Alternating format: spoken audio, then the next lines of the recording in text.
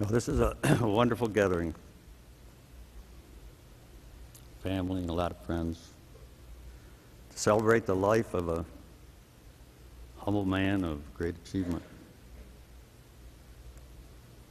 From the boy who talked about peddling milk from a horse and milk wagon to a man who dined with presidents.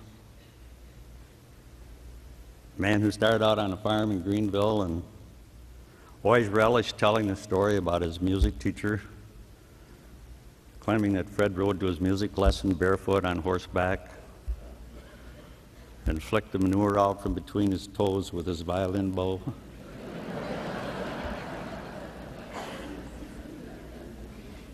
Although it wasn't a true story, Fred enjoyed telling it.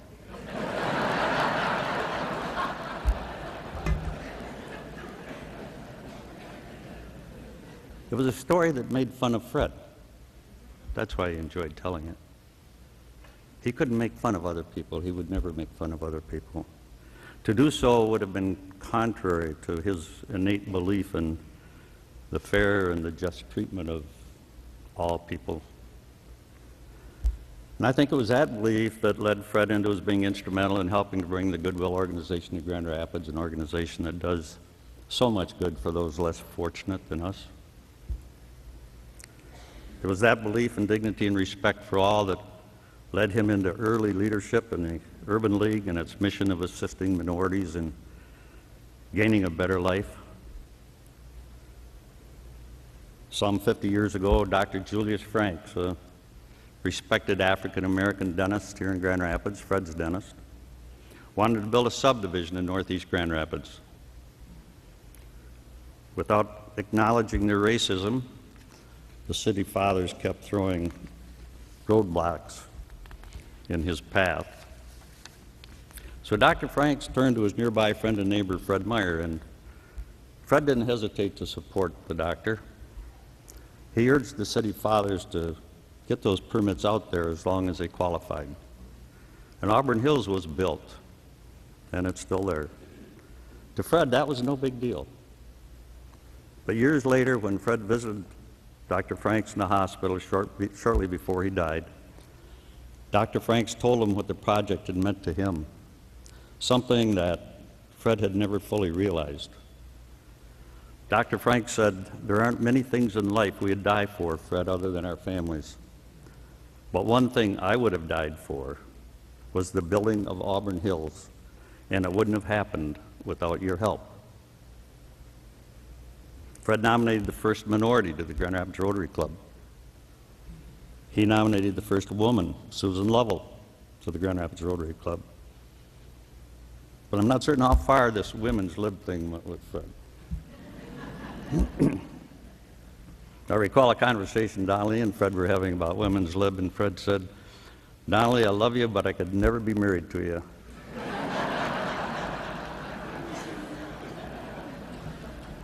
And Donnelly, being Donnelly, said, "Well, Fred, that's good, because I love you too, but I couldn't be married to you either."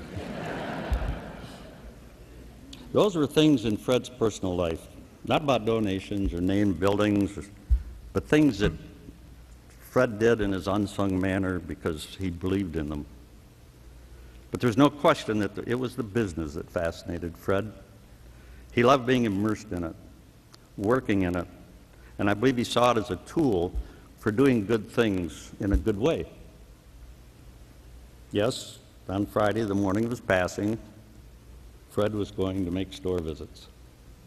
On his visits, he'd walk across the checkout area with his trusty walker. He would bring the checkout process to a halt as he greeted everybody. And he would greet the cashiers and the customers and ask them their name or perhaps where they were from, give them all his famous purple cow card. And as he walked away, everybody in that checkout area would have a smile on their face. Them to be disappointed, although it was inevitable at times. This focus also included in the practice of keeping the doors open. When we used to have opening hours, it bothered Fred if customers showed up and the stores didn't have the doors unlocked, even if it was before opening time. About 25 years ago, we were talking, and Fred, being Fred, brought up the subject of his ultimate demise. And he wanted an understanding that when that time came, the stores were not to be closed for his funeral. I laughed and I said, and if the stores are closed, Fred, at that time, what do you propose to do about it?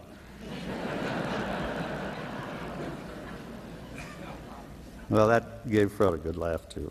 Fred has been working in the original store, or buying and selling merchandise, or making store visits, or leading people for almost 80 years. And during 65 years of that time, he has had a phenomenal partner.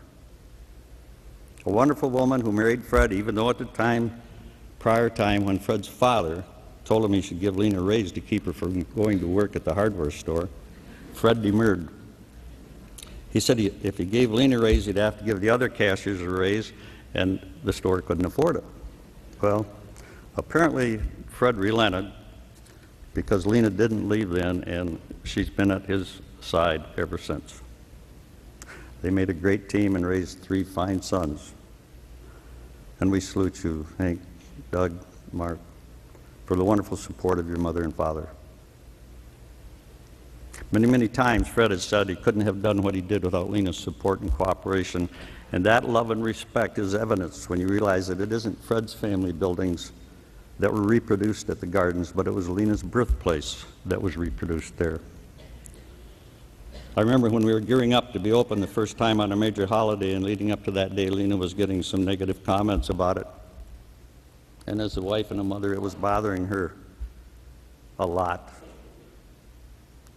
Fred came into my office one morning. He told me of his extreme discomfort with her unhappiness. This man who had made so many solid business decisions in his life made a personal decision. He said, is there any way we can cancel all the ads, change all the personnel schedules, and close this holiday? And we did. Fred had listened to Lena, and that trait of being a good listener served us well subsequent to his agreement to be the named owner of what Rich DeVos affectionately refers to as Freddie's Farm.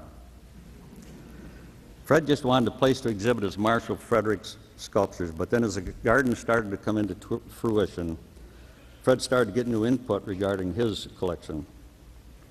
Yes, Fred, who could talk about the number of teats on a cow in the same conversation that he talked about Marshall Fredericks sculpture,